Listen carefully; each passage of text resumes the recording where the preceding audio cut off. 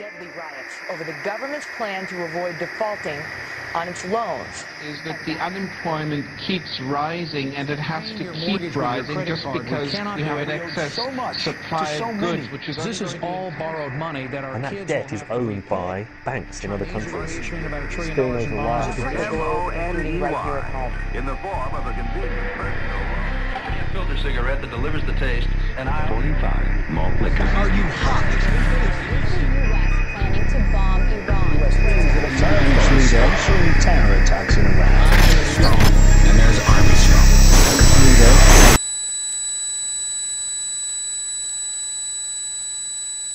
Modern psychology has a word that is probably used more than any other word in psychology. It is the word maladjusted. Maladjusted.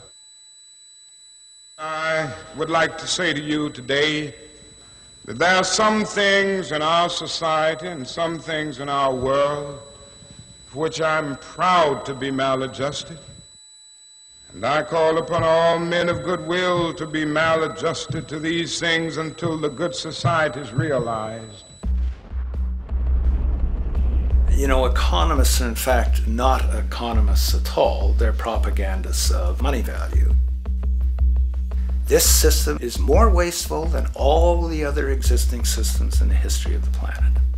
So you're really dealing with not an economic system, but I would go so far as to say an anti-economic system. The problem we have is essentially the financial money sequence system. It's a system disorder, and the system disorder seems to be fatal.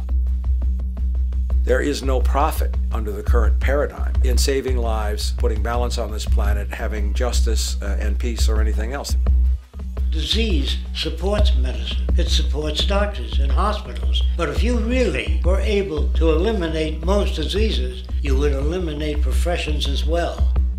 You have to create problems to create profit. Crime does create business. We have now roughly 2 million people incarcerated in this country. Many of them are in prisons run by private corporations who trade their stock on Wall Street based upon how many people are in jail. But that's a reflection of the culture in which we live, in which we've all, to one degree or another, endorsed.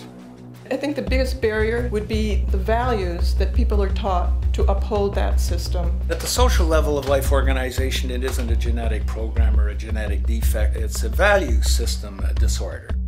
What you have to understand is that the intellectual culture of a society actually reflects the power interests in that society, the dominant perspective. In the past, throughout almost all of human history, the main threat to human survival was nature. Today it is culture. Not only does structural violence kill more people than all the behavioral violence put together, structural violence is also the main cause of behavioral violence. Some colleagues at Harvard studying this suggested that inequality acted as a social pollutant because it affects almost everyone in society.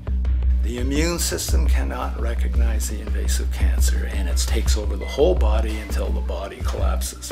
And we're in that spasming, collapsing form now. So the system has to be corrected, not print more money and give it to banks. That doesn't deal with the problem. Every level of life organization and life system is in a state of crisis and challenge and decay or collapse. The problems that we have today will continue to go on. This will never go away within a monetary system. It's clear that we're on the verge of a great transition in human life. That what we face now is this fundamental change of the life we've known over the last century.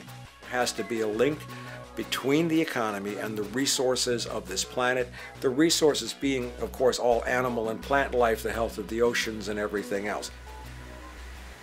This is a monetary paradigm that will not let go until it's killed the last human being. The in-group will do all it can to stay in power. And that's what you got to keep in mind. They'll use the Army and Navy and lies or whatever they have to use to keep in power. They're not about to give it up because they don't know of any other system that will perpetuate their kind.